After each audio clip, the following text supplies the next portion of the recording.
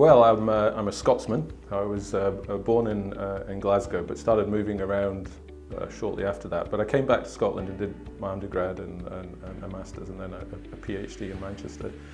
And then and that was all genetics. But then I left the country. I moved to the States, and I've just returned from there after 24 years. So it was quite a big absence. But the reason I returned was absolutely the Dementia Research Institute. The UK DRI is really, I think, a unique opportunity. And I think it's unique because it's got these three components to it that you rarely, probably once in a lifetime, that you get this opportunity. So significant amount of funding, a focus on an important need, dementia, and then this idea that you could build it from scratch. You're not, I mean, almost always what happens when we get significant new funds or resources is you're building on top of a very well established structure, and it's very difficult to change structures under those circumstances. But in this case, you've got a blank sheet. So when I heard about that, I contacted them and I said, I want to be part of this. I think this has an opportunity to do something truly almost unique when it comes to dementia research. The Dementia Research Institute, the director is Professor Bart Struper, and he said something, this is why he was selected to be the director, because he said something both simple and, but specific and quite visionary, and that is, we need to step back, we need to understand the absolute fundamentals of how these diseases are coming about at the molecular and the cellular and the systems level. What is it that's going wrong, and when does that start? And let's understand those fundamental characteristics well before symptoms. And using that knowledge, let's see if we can start thinking about and building and translating for new treatments. And almost certainly for prevention. I think prevention is the way that as a global community of researchers will go with this. So that was the point of the DRI. It was to establish that group of researchers across the UK that would take up that challenge, step back, sort out the basic biology, and then on that foundation move forward.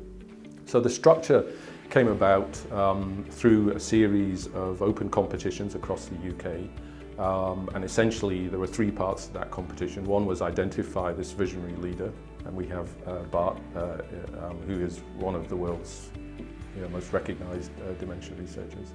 So we're very fortunate to have attracted him from Belgium.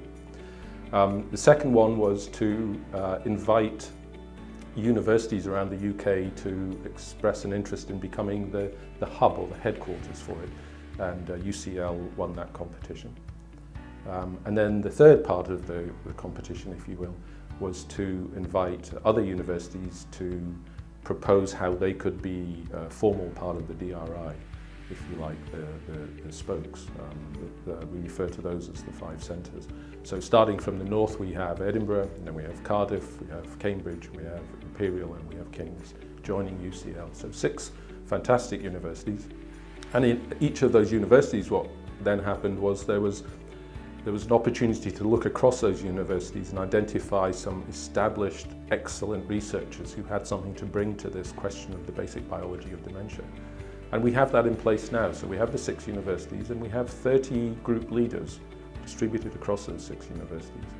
Having established the structure for the DRI, what we then need to do is not only knit those groups together and make them work as a single group, but we need to make sure that we've got hard and fast and robust and productive collaborations with other dementia researchers in the UK and of course globally.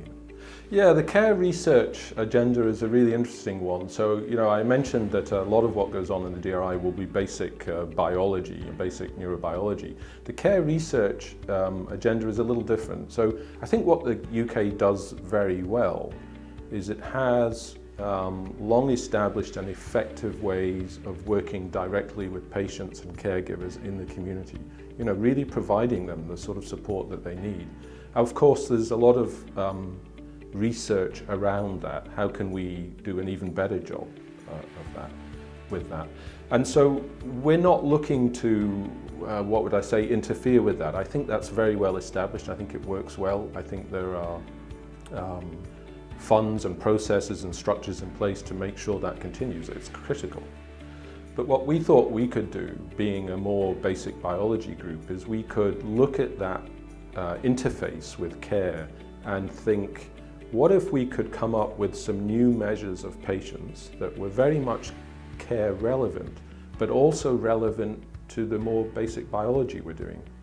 So one of the challenges in dementia is, how can I track, for example, the progression of the disease? These typically are slow progressing disorders, and it's difficult to get a handle on that 1 month to the next or 1 year to the next.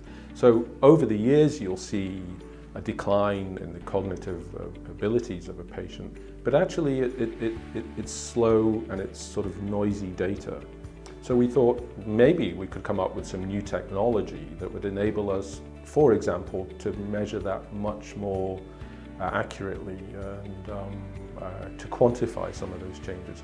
That, of course, would be very relevant to care if we could predict which patients were going to, how their disease was going to develop and how rapidly the decline would be. That would be relevant. But it also would be relevant to the basic biologist, who would then look for correlates and say, if this part of the dementia patient population is seeing their disease progress in this way, what are the biological correlates of that, and what does that tell us about the underlying disease?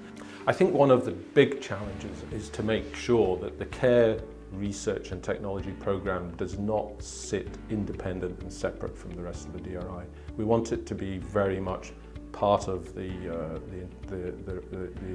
other parts of the DRI. By and large, those communities, the more basic neurobiology side and the more patient-focused care research side, they don't tend to talk much. They tend to read different journals, they tend to go to different conferences and meetings and sort of move in different circles. So that's one of the big challenges, make sure that we actually bring them together. So when we've identified the new associate director of the Care Research and Technology Programme and the host institution that could be anywhere in the UK, when we've identified that, we will make sure that that new associate director becomes part of the broader UK DRI associate directors of leadership group. I think the other thing that will be challenging is it's always, you take risks with research all the time. So we're asking people to be very innovative and to take a risk. And we need to manage expectations, because when you take a risk, when it works out, everyone thinks you're a genius and congratulates you. And when you take a risk and it doesn't work out, it can be perceived as a failure. I don't think that's right. I don't think they are failures. I think you learn from failed experiments and hypotheses that don't work out. So we have to make sure we get that right, that we